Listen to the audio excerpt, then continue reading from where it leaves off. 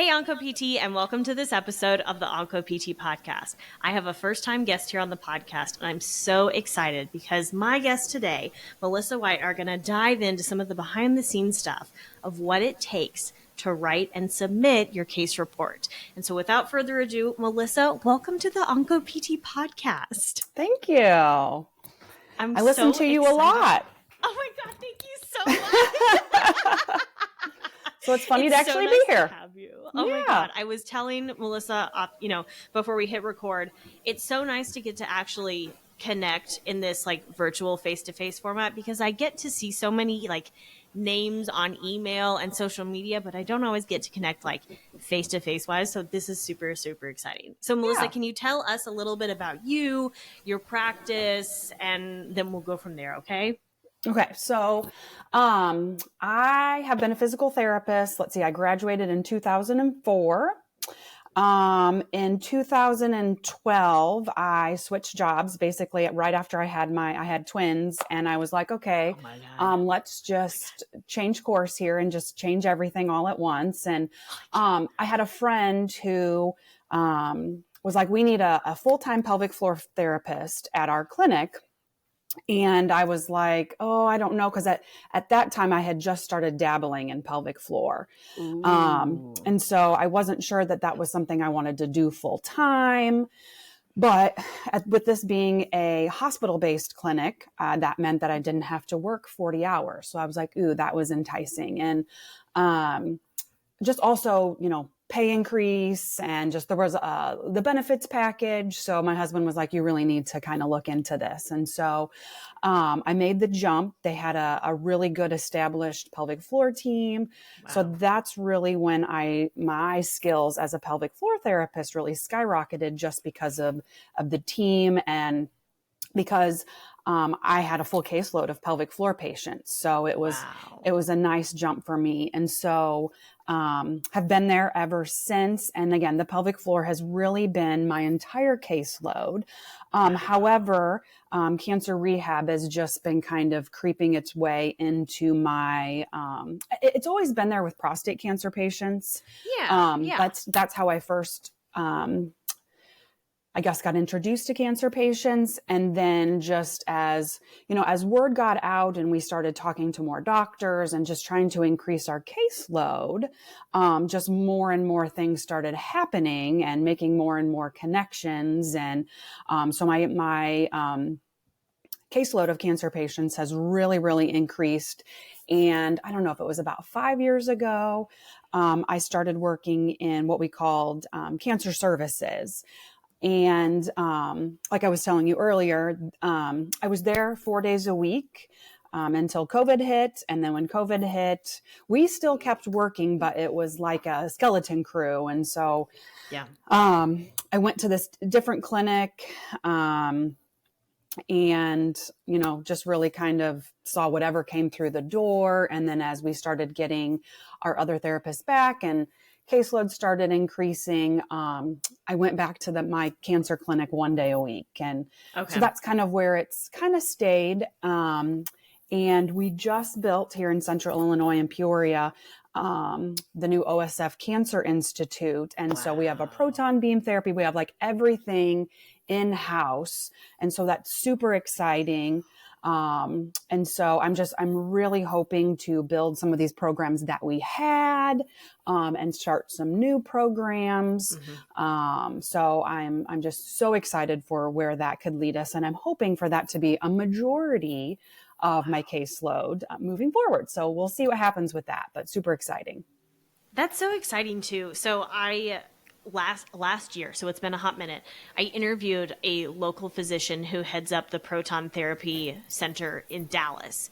And we talked a lot about prostate, both in the interview and off the interview. And so now I'm thinking like that could be so huge for you. Cause I think prostate, and again, I'm very new to the proton therapy side of things, but based on what I understand and know about it, prostate is such a it lends itself really well to being treated very effectively with proton therapy, especially in light of, everything that happens pelvic floor wise with, external beam and even brachytherapy. Oh gosh, Wow, I know. that is really cool. That is So really, really it'll be exciting. interesting to see, you know, as people start being treated, like what diagnoses are being treated with the proton therapy. And then, you know, my question too is, you know, how is insurance going to be with that as well? So yes, all good things to come. So yeah, it was like That's really so cool. interesting. So we'll That see. is really exciting. I'm going to plant this seed now. Okay. I would love to talk to you more about proton therapy and kind of just that's from the therapy side of things. Because, like I said, I was introduced, but I haven't seen any patients yet from that. So, anyways, we'll chat more about that. Yeah, absolutely. And that's the thing. Honestly, you know, maybe that's a conversation for down the road because I haven't seen any either. So, again, we'll see what happens with more time. Because I mean, literally, I mean, we just opened the doors. Like I haven't even been there a whole month yet. So, Oh my but yes. God. Yeah. So So maybe in the cool. future as I start getting those patients. So yes, absolutely. I'm already plotting. I can see it. I can see it happen right now. This is really exciting. So we mentioned prostate as part of, you know, pelvic floor and whatnot. What other kind of oncologic diagnoses are you seeing with your 100% pelvic floor patient load? Okay. So like I said, it all started with prostate cancer. And then I then developed kind of my own protocol program with the colorectal cancer patients, where I was seeing them at diagnosis just to kind of like, hey, I'm the pelvic floor therapist. You know, these are possible side effects. This is the reason why you're seeing me, blah, blah, blah, blah, blah. This is kind of what to expect. Just kind of like a little, because they're so overwhelmed. Oh my God, But, yeah, absolutely. you know, but I'm going to be part of your team. And then I would see them right before their ostomy surgery where they were going to remove the mask, give them the ostomy. Because I was like, okay, now remember those exercises I gave you? I hope you're still doing them. Here's a reminder of them. And now here's what to expect. If you have any questions or any urinary issues, because again, they're doing a huge surgery right next to their bladder. So if you have any urinary issues, hello, I'm your gal, get a hold of me. And I did have a few men that had to come back and we had to just get some things going. They were having incontinence. And then I would see them, before the ostomy reversal, like, okay, here's what's going to happen. You know, your bowels are now going to go from 0 to 60 in 2.2 seconds. Wow. Yes. Yeah. And so, and then the big show, as I like to call it, was after that surgery, because now it's getting control of their bowels. So actually the dietitian and I worked well together because she saw them with, okay, here are the foods, here's the supplements, here are all the things. And then I'm just talking about, you know, the pelvic floor. So we kind of saw them incrementally. And then, like I said, when COVID hit, that all kiboshed. And then when COVID was, you know, I don't know that it's ever over, but like when it was, things were starting to get back on track again, I just really wasn't getting those referrals.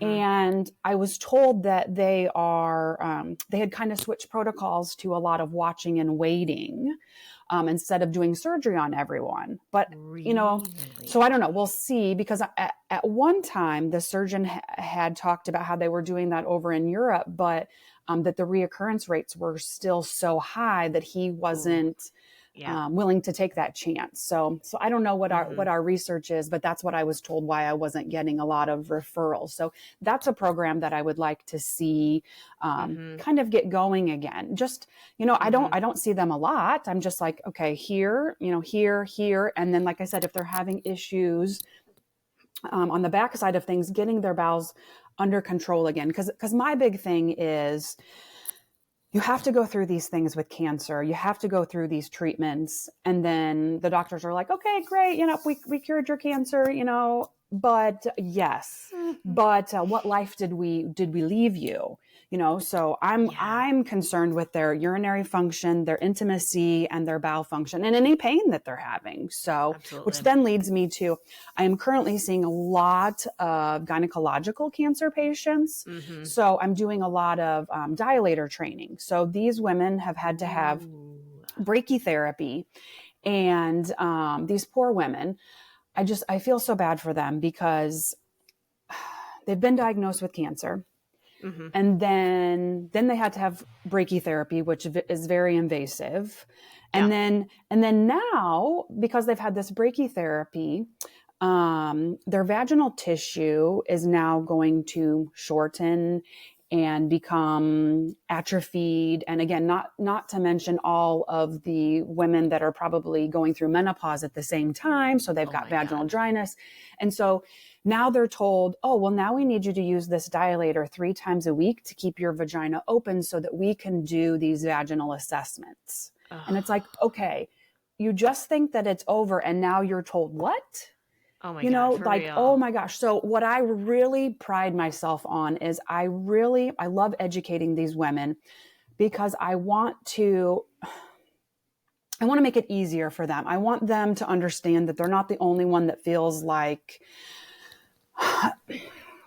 this is the end of the world. Like, and it's not the end of the world, but that's how they kind of feel, and we're telling them to use this tool that a lot of them then think of as like a sexual thing. And I have to tell them, no, that is, you have to change your mindset because that is not accurate. What is accurate is that you have had these cancer treatments that could possibly decrease the mobility of your vagina.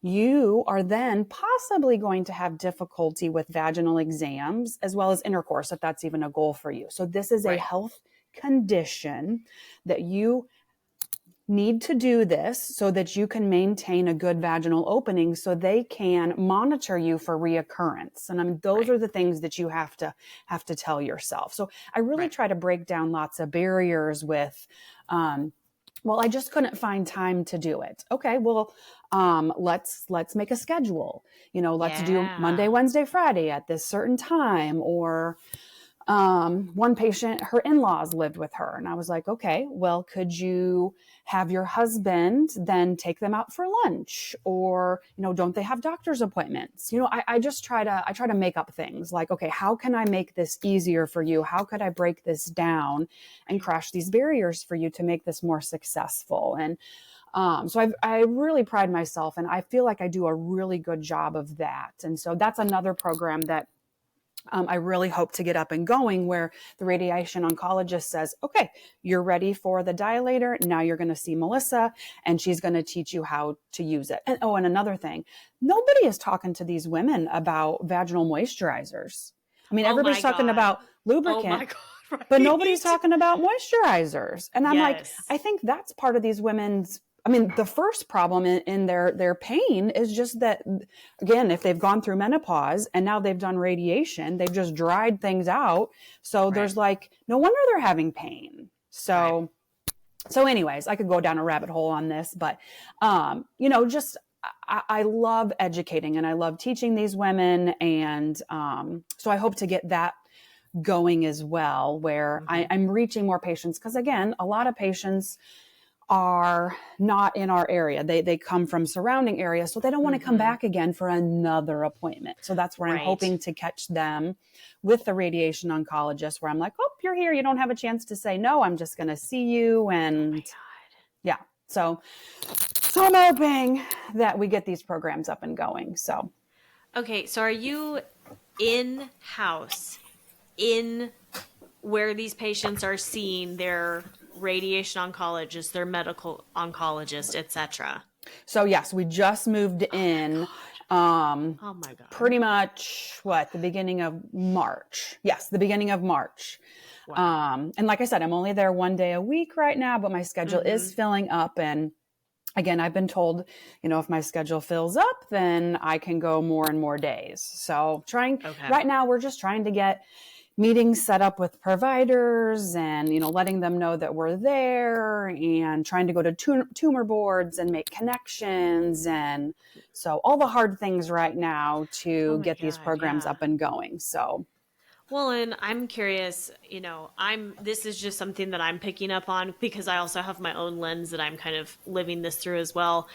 We, in my local area, I feel like we made some really, really good progress in 2018, 2019, and very, very early 2020. And then it's like the clock reset with COVID, and then having to kind of go back and reestablish, like, hey, we still got to do these things because it's best practice. Like, Right. send Yeah, your patients. yeah, because I just feel like it was like during COVID, they were like, okay, what can we get rid of? Okay, we can get rid of therapy. We don't need that. It's not something that's essential, which again, in my opinion, is what's your definition of essential? And, but anyways, but yeah, we are and I think physicians are just as guilty as us. They get stuck in these routines, and they have tunnel vision, and they're like, oh, therapy. Oh yeah, that's a good idea. But I feel like we have to keep being on their radar, like every 6 months, like, hey, remember me? I'm still here. So that's another thing we're trying to work on, is how do we make it so easy for the physician to order therapy? So we're really trying to find, and again, this is out of my area, but just a button just to check the box, and then PT is ordered. How can we make it simple and easy? Because doctors are not going to want to do something that is very difficult. Again, we know, I mean, everybody's time is valuable, but how can we keep it in their face and easy for them to order? So working on that. I agree. Yeah. Yeah. I really appreciate what you said about you kind of have to be in their face every 6 months. We would do like regular appearances it was more like the staff meeting is what we would usually show up to and be like, here, we are therapy. Don't forget about us. And then we would see an uptick in those referrals. And then after a little while, they'd jump back off, so we'd have to go again. So, maybe that is something we kind of have to, like, as a larger therapy community, I think we have to be a little more aware of, like, we don't just sit in a picture frame on their desk of, like, don't forget about me. Right. I know. So at what point did you say, I really like this. I like working with this patient population. I'm going to specialize. I'm going to get really serious about this patient population. Pelvic floor or oncology? Oncology specifically. So I think it was in a meeting that we had that is like with all of our leadership, and they just kind of tell us, hey, this is what's going on. This is what's been happening. Here are our numbers, blah, blah, blah, blah, blah. And one of our higher ups, I think, mentioned that there was now this oncology specialty through the APTA. And I already had a pelvic floor one, not through the APTA. I have my, pelvic rehab practitioner certification through Herman and Wallace. So I already kind of had that. So I had some experience with taking a test, not so much the writing the case report. That was one of the big reasons why I went with Herman and Wallace, because you didn't have to do that. Good point. Yeah. But she had said something about how, there was this specialty, and that that I was going to be the pelvic floor therapist that was going to be in the Cancer Institute, or somebody. And I was like, or somebody, like, no, me. I'm like, I have worked my butt off. I have worked with these patients. Like, I was like, no. I was like, I want to learn more about this oncology specialty, because I'm like, I want to be that person. I want to be that go-to. Like, I have not worked this hard for you to take this away from me and give this to somebody else. And I'm very competitive. And so I'm like, I want you to need me, so I'm like, I am going to do what I can to be like, to shine, to absolutely. I don't know what the right thing is to say here, but like, just, I wanted to have this specialty. I want to be the person. I want to be the one that knows what is going on. So I think it was at that meeting where they were telling us about the Cancer Institute and everything. It just lit a spark in me when she was just like, or somebody. I'm like, no, me. And I don't think she meant anything by it, but it was just like, no, like, this is my baby. So I will show you. And so I just started looking it up, and I was just thinking about it. Should I? I have 2 very active kids, and I was just like, oh, I don't know. And, everybody that I kept talking to was just like, you got to do it. You got to do it. You got to try, so I was like, all right, I'm going to do it. So I did. And at what point did you discover that there was a case report as part of the application? I think as I was starting to research, just looking more into it, and I was like, oh God. I was like, okay, all right. So, and then that's where I think as I was just starting to research, I stumbled upon you, and I don't know where I found you at, but it was like a godsend because I was like, okay, I think when I found you, you were studying for your own test because I was just like, where do I go? Yeah. Like, what do I do? Because this was so new. There was nothing out there on studying for this. And I'm like, I need a guide. I need help. So I just kind of kept following you and listening to all of your podcasts. And, then I stumbled upon where you had this case report writing thing, and I was like, oh my God, thank you, because I had no idea what I was doing. I had no idea where to go. So like I said, you just you led me through the whole entire process because I had no idea what I was doing. I was completely blind. And because it was so new, there weren't a lot of people out there. So like I said, I don't even know how I stumbled upon you, but I'm so grateful that I did because it was so worth everything that I did, because like I said, I was on my own, and you just kind of laid it all out there. I was like, okay, I'm gonna sign up for that next thing, sign up for the next thing. Well, because you were just like, you were telling every step how to do it. And that was exactly what I needed. So I'm going to ask this next question, and it's not to be facetious in any way. Melissa, have you ever written a case report before? No. Before this? No. Were you a researcher before you wrote your case report? Only when I had to research, right? Like when I was looking something up, but no, like I hate research. Like, I don't even know what I'm reading. You read it and you tell me what it says, so no, absolutely not. Like, that's why I am a continuing ed junkie. Like, I love continuing ed because somebody else has read all this stuff. You are just telling me and I can just absorb it and I have the notebook, but no, I don't like doing research. No. Yeah. It's not my... I ask this because so many people, this is where a lot of people get hung up on, I don't have my PhD, which I do not. And Melissa, I don't think you have your PhD either, right? Well, I don't even have my doctorate. Oh, so I went have to. Right. I got my master's. Like, I was in that middle group. So I feel like having your doctorate, like, you did more research, where I was like, I don't even have that. Right. So I was so lost. Yeah. And this is where so many people get stuck because, and understandably so, like, you can find case reports in peer-reviewed journals and be like, oh, wow, like, whoa, look at these amazing researchers and academics writing this. And then I think we have this very much this false narrative in our head of like, oh, I have to be that in order to write this case report, when in fact that is not the case. And, all of the people that I've had go through case report writing workshops so far have been clinicians. Like, this is written for clinicians by clinician, because we don't have to be academics and researchers and have our PhD to make a really, really good case report, especially if this is something that you're interested in. So let me back up. Before you started the writing process, how did you feel about writing or the prospect of writing a case report? Scared to death. I'd rather go run a marathon than write this. I'm not a writer. Like, I am not good at English. I am not good with words. That is not my area. Hence why I'm a physical therapist. I am a math and science person.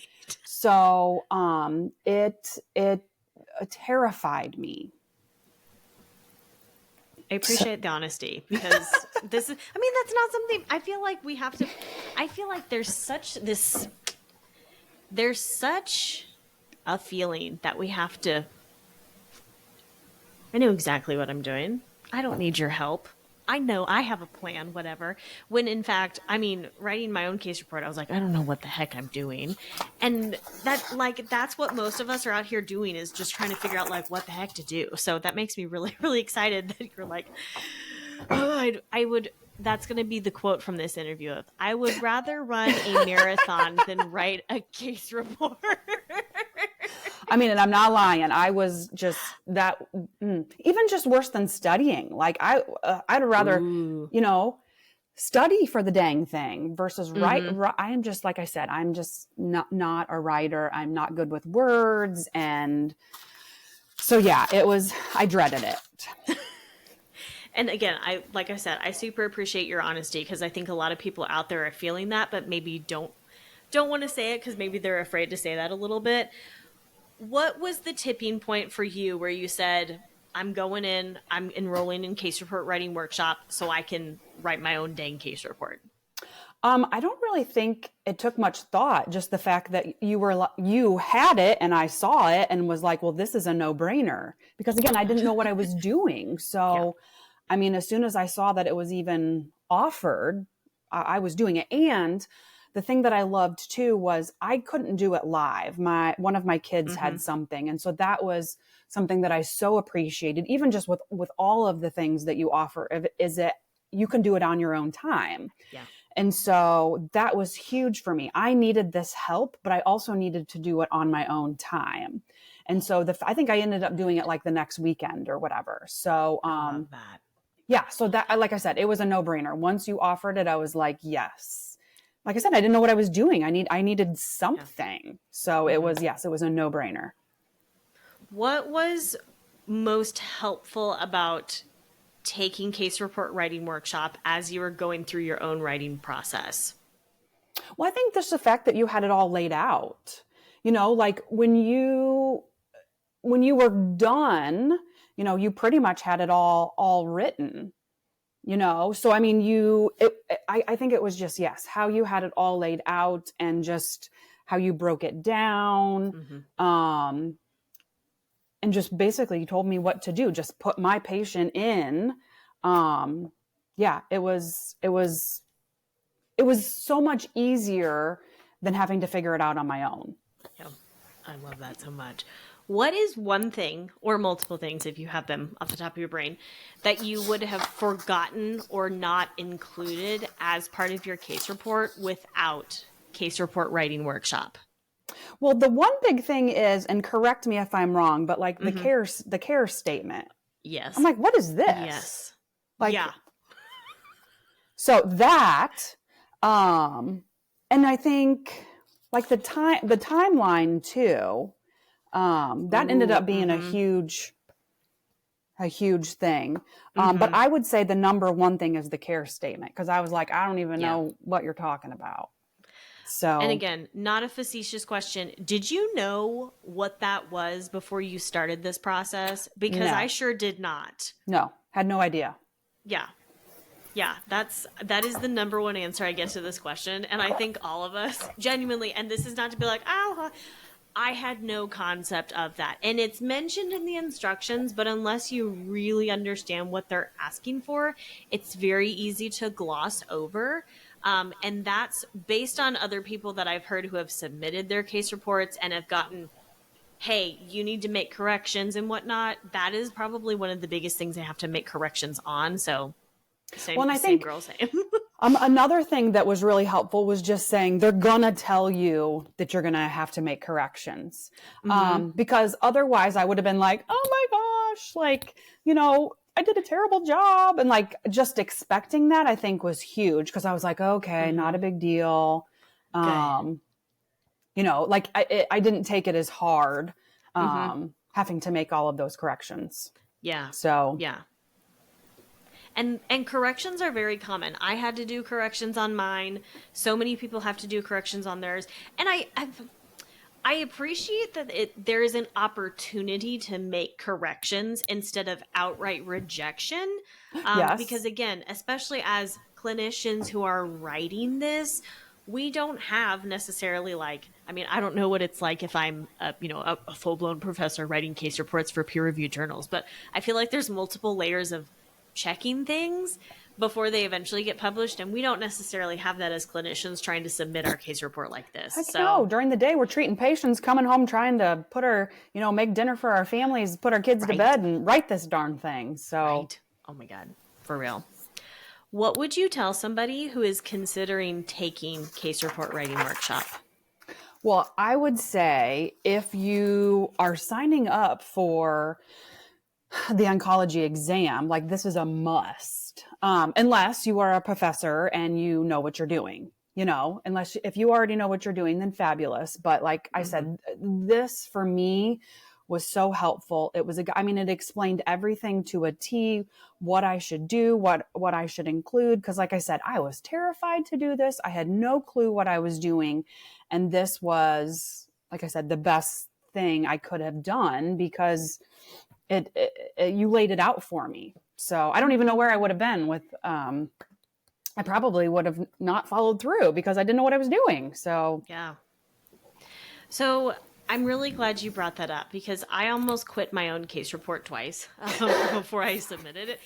And not just, I'm done with this. I'm going to quit for the night. I genuinely had 2 points during my process where I thought, I'm just going to I'm going to stop and I'm going to wait until next year. And it was the 11th hour when I finally said, I'll just finish it and hope for the best, whatever. And I think that's something that not a lot of people like to talk about because for me, it felt shameful of, I can't finish this. I can't finish what I've started. And I felt like I was not only letting down myself, but also my patients. And writing your case report is hard. How did you, during those moments, because, maybe there were for you as same as me, where you were like, I cannot do this. I don't want to do this. What carried you through to actually finishing and submitting your case report? I think just taking breaks. And like, when I felt like that, just like, okay, I've got to put this down. And kind of like I shared with you earlier, like this was also something I wanted to show my kids that like, okay, life gets hard and like you set goals for yourself and, we're going to do this and we're going to follow through. And I tell my kids all the time, we can do hard things. So I think just that, like trying to show them, cause again, they're 6th graders in school. And, so yeah, I think just having them as motivation and like, I'm doing this, I'm going to, I said I was going to do this and I'm going to do it. So that helped, like I said, taking breaks. One thing that I have found is that, I cannot study like I did when I was in college. Like I was a power studier. I mean, I would just go to the library and just study. I have like an hour that my brain can handle and then it's mush. So definitely. I have over the years discovered that like I can't just sit down and study. So I think that was helpful too, that, just taking more breaks and chunking it up. And so when I got frustrated, I just was like, I'm not quitting. I'm quitting for today. Right. Right? You are taking that break to take care of your brain Yes. because you know your brain. That's so good. Yes. I did not prompt you for this question, so I am throwing you a little bit of a curveball here. So obviously, like we said, Melissa submitted her case report. Like we've spoiler alert if you didn't pick up on that right now. How do you feel like writing your case report impacted your patient care?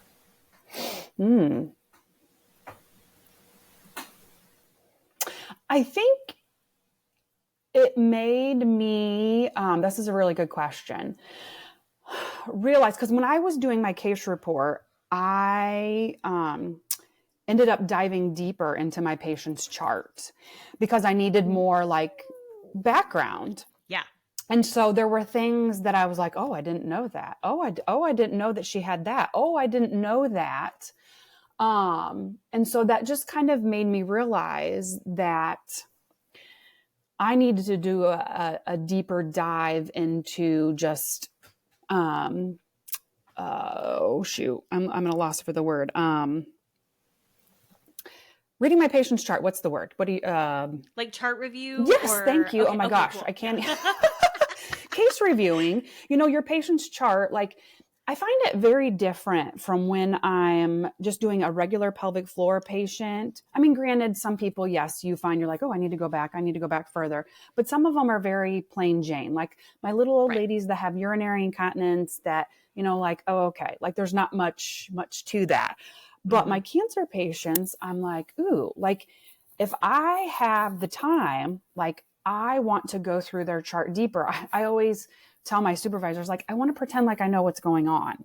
Yeah. I want to go into this with information. I hate it when my patients are like, oh, I had this. And I was like, oh, I didn't know that, right. So that really helps me with like, oh, maybe I need to do, like I said, a deeper dive into their chart Nice. before I see a lot of them. And actually, my new supervisor and I were just kind of having this conversation because I'm changing my hours come this summer because when my kids are in junior high, I really just want to work while they're in school. Like, Yeah. I don't want to look back in life and feel like I missed out on a whole lot. Yes, I'm a Yeah. full-time working mom, but that's the joy of pelvic floor, or not pelvic floor, physical therapy, is Hmm. that we can kind of adjust our schedules a little bit with, Yeah. with leadership. And so Yep. anyways, I've been very blessed that I've been allowed to do that. And so that with the way that my hours have to be laid out, I'm starting on Thursdays when I'm at the Cancer Institute, half an hour later. And I'm like, ugh. But then I started thinking, I'm like, you know what? That actually won't be a bad idea because that'll give me 30 more minutes. I'll come at the same time I normally do, and that'll give me 30 more minutes to, chart review onto my patients because that Ooh. would be the day that I would Yeah. need it. So I'm like, Right. okay, trying to make lemonade out of lemons. That's my motto. For you. Good for So, you. but yes, that to answer your question, long answer to the question, just chart reviewing these patients. There's a lot that's Yeah. going on, a lot that has happened, and so I think that's what I had kind of discovered. There's a lot about her that I wish I had known while I was treating her that I only found out writing my case report. I think that's part of the beauty of genuinely writing a case report, though, is, that's part of this process. As many of the listeners are learning, if you haven't already learned that, we don't always get things right when we're working with patients. Now, ideally, we're getting most of the things right. But, when I was writing my case report, I wrote mine on a patient. Melissa knows because I talked about it in case report writing workshop. I wrote mine on a patient who had multiple myeloma. And, not everything went right. This patient actually had a DVT while we were in the middle of our plan of care, also ended up with another pathological fracture. And so there were things that now looking back, I'm like, man, I wish I had did that a little differently. But now I know. And that's also part of the reflection process. Again, if you haven't gone into the instructions behind what you're supposed to do with your case report, that reflection process is part of this. Because again, this is supposed to be for clinicians who are going to take this experience and go back ultimately to your practice and say, I know better now and I'm going to do better. And that's how we ultimately advance cancer rehab, right? So if the listener is out there thinking, oh gosh, I don't have a perfect patient case. No, friend, you do. Right? We're humans. We're not perfect, but what a great learning opportunity, as Melissa has laid out, of now, Melissa, this is what I need to do to get that information so that I can show up and really understand what's going on with my patients. Like, that's amazing. Oh my God. That makes me so excited. Yeah. So, what advice would you give to the listener who's considering writing their case report? I would just say you have to do this class because it's again, it takes all the struggle out of it, and again, if you are like me, you're working full time, you have a family, it's why reinvent the wheel? Totally. It's just, this is what this is all laid out there for, is to help us and make it easier. The other thing is too, is that Elise is there to ask questions too.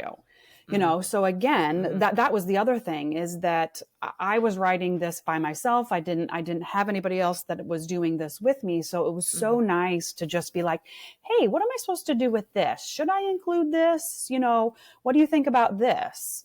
Again, that was such a huge blessing to me, just to have some guidance. So, because again, otherwise I don't know where you're going to get that. You're just going to be guessing. Right. So, absolutely. I would agree with you, because I was there. I was guessing. It was not pretty. Anything else you would like to leave with the listeners today, Melissa? This has been such a fun interview.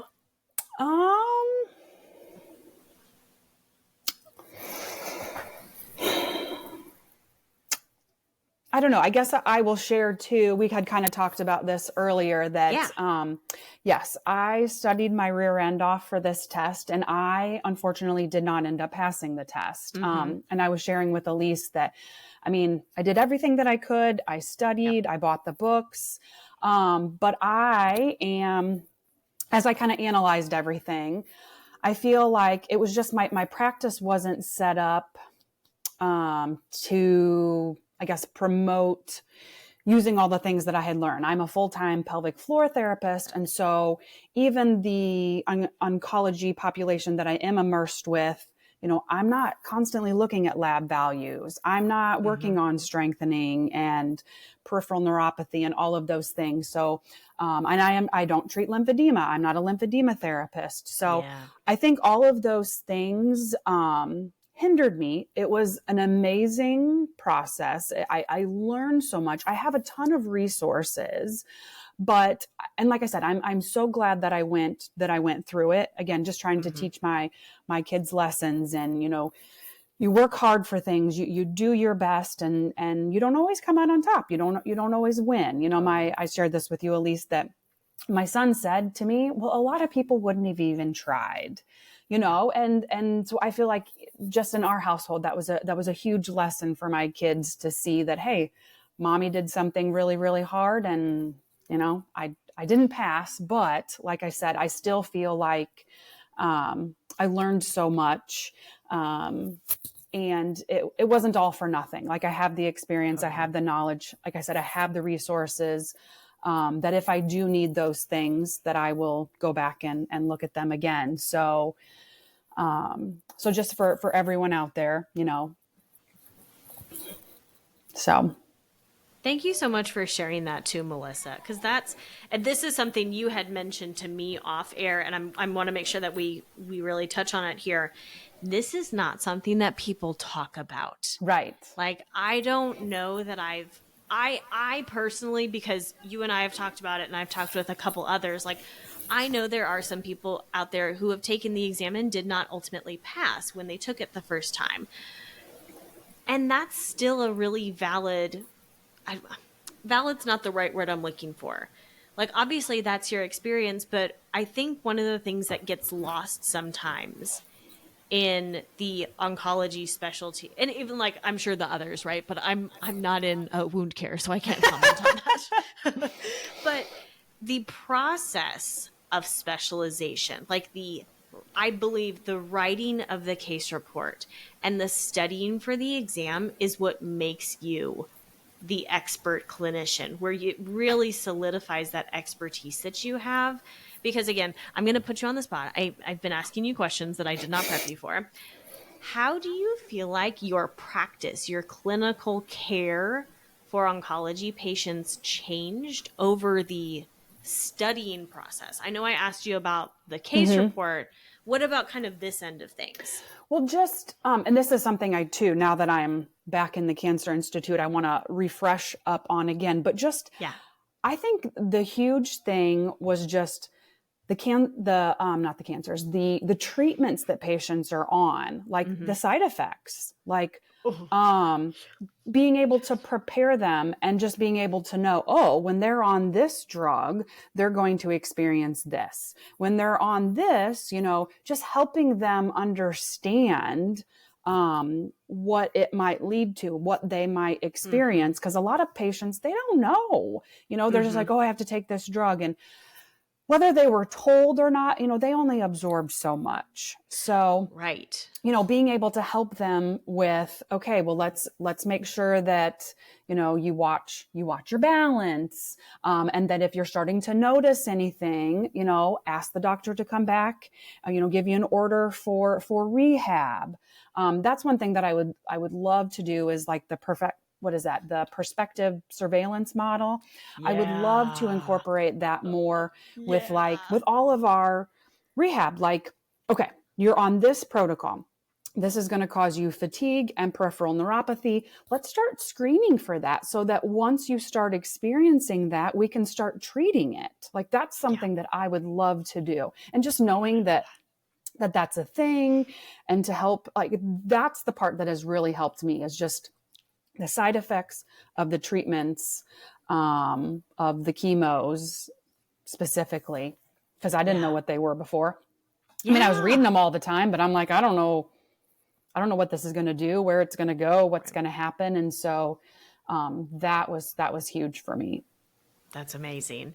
And again, I really like the W's in the background of your house. I mean, my last name's White. Wonderful family photos, but like we could do hard things. It's just, I feel like that's been peeking at me from behind the screen of like, we can do hard things. And this is a really good example of like, you did a really, really hard thing. First of all, let's pause. You did two really hard things because you wrote and submitted a case report, and then you studied your butt off for this exam, which is so amazing. And ultimately, your patients are the ones who are benefiting the most out of this experience. Absolutely. Because you are showing up fully armored with this knowledge of like, I know what to expect. And that's what I really love. We were talking about this a little more off air, more than in the actual interview, but just how much education you're doing on, hey, patient, here's what you can expect from this kinds of treatment. Because like you said, they are already trying to absorb so much information. I know we talk about in PT school, trying to drink out of a fire hydrant. I feel like when you're diagnosed with cancer, the fire hydrant is only part of it. It's like trying to drink out of a hurricane, like just with the amount of load and force and insanity that's happening around you. And if you're one more voice who is just reinforcing and restating some of that information they probably got somewhere, hopefully got somewhere, but you and I also know sometimes they don't get that information. Absolutely. Just being that constant, dependable source of where they can get that information, man, that is amazing and so transformative in their experience to ultimately, hopefully, get some of that quality of life back. And I know we were talking about that a little more off air too, of treatment cured you, but what kind of a life are you left with? So 100%. That's my thing. I want to help them get as functional as they can in all ways, So education is, I think, my favorite thing to do. I always tell patients I love to run my mouth because I want them to get it. I mean, even in the pelvic floor, that is an area that patients have no idea what they're there for, that they even have a pelvic floor, that there's even treatment for these things. And so I always feel like on my first visit with them, when I'm doing the eval, that I'm buying them. Like I have to hook them. I have to give them the reason why they're coming back, why they need to see me. And that's education, that, oh my God, this girl knows what she's talking about. Like, oh, she might actually be able to help me.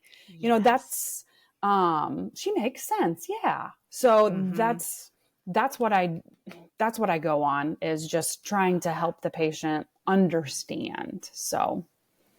Oh my gosh. Melissa, thank you so much for sharing all of that, first of all. And again, I really appreciate you being honest and vulnerable today talking about this, because this is not something that people talk about. I think we like to put on this gloss of like, everything's fine and we have everything figured out. And sometimes we don't. And sometimes we need help. And it's okay. And that's why we're here as a community, to help each other out. So thank you so much for that. Anything else that you'd like to leave our listeners with today before we wrap up today's interview? I don't think so. Like I said, I just feel like your whole program was a blessing to me. Like I said, I can't remember how I stumbled upon it, but just learning from your podcast, and just, the help and just the resources. And again, you'd be silly not to sign up for the program. And then for your boot camp too, I will put a plug in for that too. That was amazing.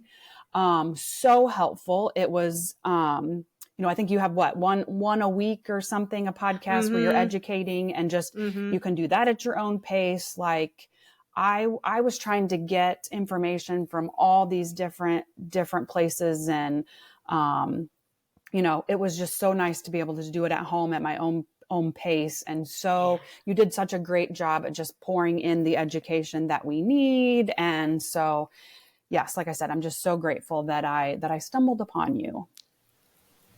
Well, thank you so much, Melissa, for those kind words. I really can't wait to share this episode because I just feel like so glowy right now. I'm like, oh, that makes me so happy.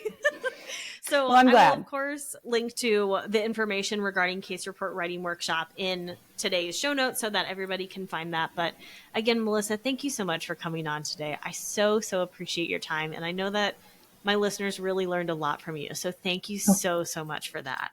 My pleasure. Thank you for having me.